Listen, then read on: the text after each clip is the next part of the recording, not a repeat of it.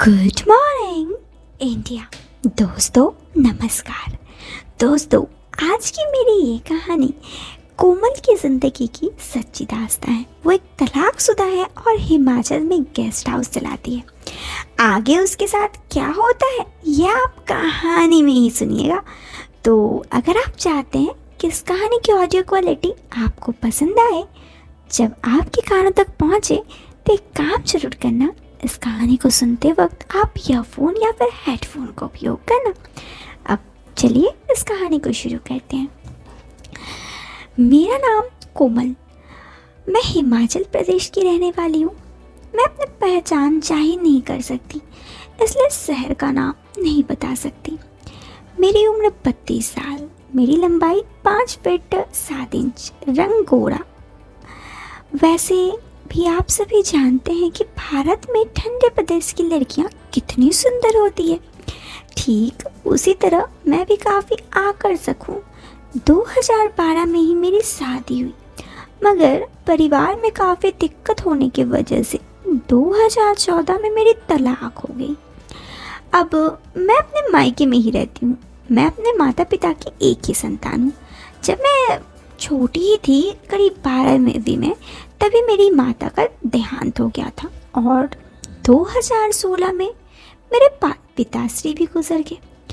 अब मैं अकेली रहती हूँ। पापा का गेस्ट हाउस था, उनके जाने के बाद अब मैं ही इसे चलाती हूँ। वही मेरी आजीविका का एकमात्र साधन है। जैसे कि आप लोगों को पता ही होगा कि ठंडे के मौसम में हिमाचल प्रदेश में देश विदेश के लाखों पर्यटक आते हैं, तो गेस्ट हाउस का बिजनेस यहाँ बहुत अच्छा चलता है। यहाँ छोटे बड़े कई होटल्स हैं, मगर कई लोग अपने घर के कुछ हिस्से में अपना छोटा सा गेस्ट हाउस बना कर रखते हैं। ठीक उसी प्रकार हमारे यहाँ भी आगे की तरफ गेस्ट हाउस के 4 कमरे बना रखे हैं। पीछे हमारा घर में है जहाँ मैं रहती हूँ। काम करने के लिए 2 नौकर भी रखे हुए हैं जो गेस्ट हाउस का सारा काम देखभाल करते हैं। दोस्तों, शादी से पहले मैं कभी किसी के साथ रिलेशनशिप में नहीं आई थी। फिर मेरी शादी हुई तो 1 साल तक मैं रिलेशनशिप में थी। उसके बाद पारिवारिक विवादों के चलते मैं अपने डैडी के यहाँ आ गई और फिर मेरा तलाक हो गया। तलाक होने के बाद लाइफ की इच्छाएं भी तो बहुत होती हैं, वैसे ही मेरी ज़िंदगी भी काफ़ी इच्छाएं थी। फिर ज़िंदगी में एक दोस्त बना जो मुझसे 18 साल बड़ा होगा। उसके साथ मैंने लाइफ के कई मज़े किए। उसके साथ मैं बहुत खुश थी। वो मेरे घर के पास ही रहता था, इसलिए छुप छुप कर उनसे मिलने में भी आसानी होती। हम दोनों आए दिन मिलते। मेरी ज़िंदगी में सबसे अच्छी वक्त ये चल रहा था। उसके बाद वो दूसरे शहर में जा बसे और उनके साथ कोई संपर्क ही नहीं रहा। उसके अलावे मैंने अपने यहाँ आए दिल्ली के एक पर्यटक के साथ भी रात गुजारी थी। मगर मेरी ज़िंदगी की एक ऐसी घटना भी है जिसे शायद मैं अपनी ज़िंदगी में कभी नहीं भुला सकती। ये बात आज भी जब सोचती हूँ तो ताज़ा हो जाती है। वैसे तो ये बात करीब 2.5 साल पुरानी है, 2018 की। इस घटना के हर पहलू को मैं आपको बताऊंगी ताकि मेरी ज़िंदगी के अहम घटना को आप लोग जानकारी ले सके और आपको भी पसंद आए। तो हुआ यूँ कि सर्दियों का मौसम शुरू हुआ और हमारे यहाँ बर्फबारी के दौरान शुरू होते हैं तो देश विदेश से पर्यटक आना शुरू हो जाते हैं। हमारे यहाँ के लगभग सभी होटल्स, गेस्ट हाउस पूरी तरीके से भर चुके थे। मेरा भी गेस्ट हाउस भर चुका था। सीज़न चल रहा था, कई गेस्ट आते, घूमते और चले जाते। अब सीज़न का आखिरी दौर में पहुंच गए और पर्यटकों का आना भी ज़रा कम हो गया। बर्फबारी भी बिल्कुल ना के बराबर हो रही थी। अब मेरा गेस्ट हाउस भी खाली होता जा रहा था, तो मैंने अपने दोनों नौकरों को छुट्टी दे दी। मुझे भी नहीं लग रहा था अब कोई आएगा, और अगर कोई आए तो उतने संख्या में नहीं आएगा, मैं संभाल ना सकूँ इतना। 2-3 दिन तक गेस्ट हाउस बिल्कुल खाली रहा और मैं भी उम्मीद नहीं कर सकती कोई आएगा। लेकिन फिर अचानक शाम के वक्त मेरे यहाँ 2 पर्यटक आए। मैंने रजिस्ट्री में उनका नाम दर्ज किया, दोनों अलग अलग कमरे दे दी। वो दोनों पर्यटक अफ्रीका से आए थे और 6 दिनों के लिए हमारे यहाँ कमरा बुक किए। उनमें से एक का नाम जॉनसन और तो दूसरा का नाम डेविड। दोनों की उम्र वही 40-45 साल के बीच रही होगी। मैं उनको कमरे देने के बाद उनके खाने पीने का इंतज़ाम में लगी। 2 लोगों का खाना बनाने मेरे लिए कोई ख़ास काम नहीं था, इसलिए मैंने अपना खाना बनाने की और कोई भी बात की जानकारी या सूचना नौकरों को नहीं दी। जल्दी ही अंधेरा हो गया और करीब 7 बजे दोनों ने खाना ऑर्डर लेने गई। उस वक्त दोनों एक ही कमरे में बैठकर आपस में बातें कर रहे थे। उनमें अपने से एक टूरिस्ट किताब रखी थी जिसमें पूरे घूमने की जगहों के बारे में बताया था।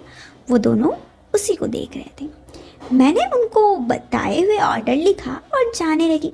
तभी जॉनसन ने मुझसे बुलाया और खाने के से पहले वाइन की बोतलें मांगी। उसके बाद मैं वहाँ से आ गई। कुछ देर में ही एक ही बोतल वाइन के साथ कुछ खाने का सामान लेकर कमरे में गई। तब जॉनसन ने मुझे लोकल जगह के बारे में जानकारी दी। मैं कुछ समय उनके साथ बैठकर दोनों को जगह के बारे में समझाती और फिर वापस आ गई। करीब 1.5 घंटा बाद मैं उन दोनों को खाना लेकर कमरे में गई। दोनों तभी एक ही कमरे में थे। मैंने खाना टेबल पर रखा, टेबल पर वाइन की बोतलें रखी और मैं समझ गई कि ये दोनों सारी वाइन पी लिए थे।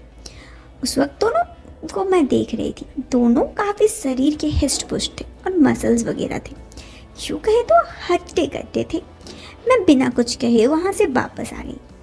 करीब 1 घंटे में बाद मैं जाकर खाली बर्तन लेने गई और अपना काम निपटाने के बाद गेस्ट हाउस के ऑफिस में बैठकर टीवी देखने लगी। रात के करीब 11 बजे जब मैं सोने के लिए जाने वाली थी तो जॉनसन ऑफिस में आया और मेरे सामने वाली कुर्सी में बैठ गया। वो उस वक्त उन्हीं कपड़ों में था। वो नशे में था मगर मुझसे काफ़ी अच्छे से बातचीत कर रहा था।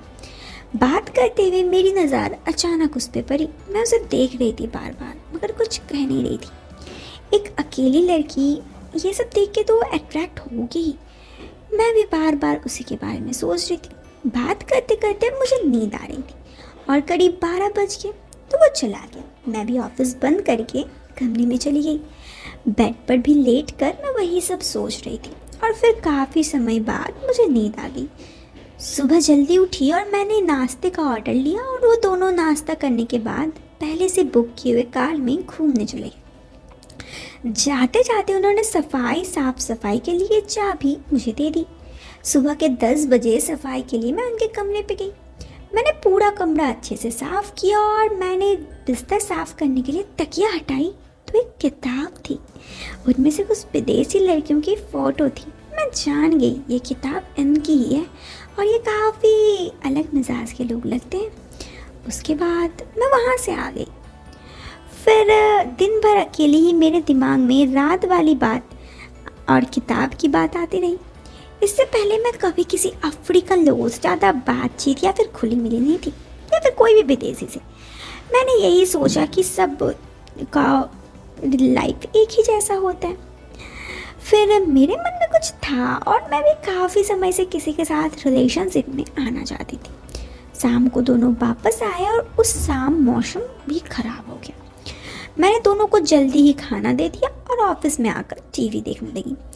रात के करीब 9 बजे जॉनसन फिर ऑफिस में आया और मुझसे बातें करने लगा। वो बार बार मेरी तरफ देख रहा था। मैं उसकी नज़रें भांप गई।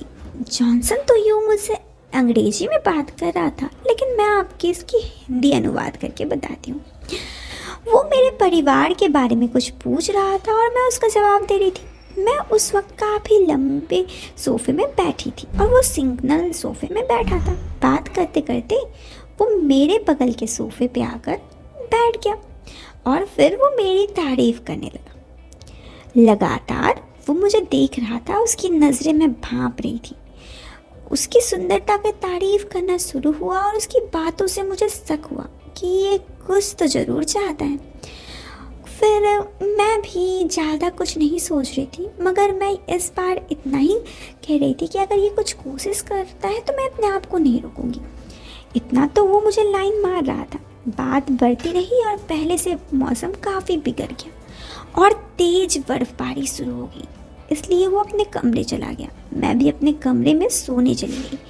बड़ी मुश्किल से मुझे नींद आई, लेकिन फिर दोस्तों कहानी इतनी जल्दी थोड़ी ना ख़त्म हुई है, क्योंकि वो लोग तो 6 दिन के लिए आए थे और मौसम ख़राब है। आगे कि 2 दिन क्या होता है यह आपको सेकंड पार्ट में बताऊंगी।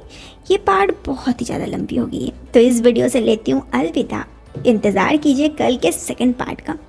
दोस्तों मुझे लग रहा है कुछ दिनों से मेरी जो ये वॉइस था ये सही नहीं आ रहा था। आज आपको ये कहानी सुनने में कैसा लगा कमेंट बॉक्स पे ज़रूर बताइए। तब तक के लिए दोस्तों बाय बाय, टेक केयर।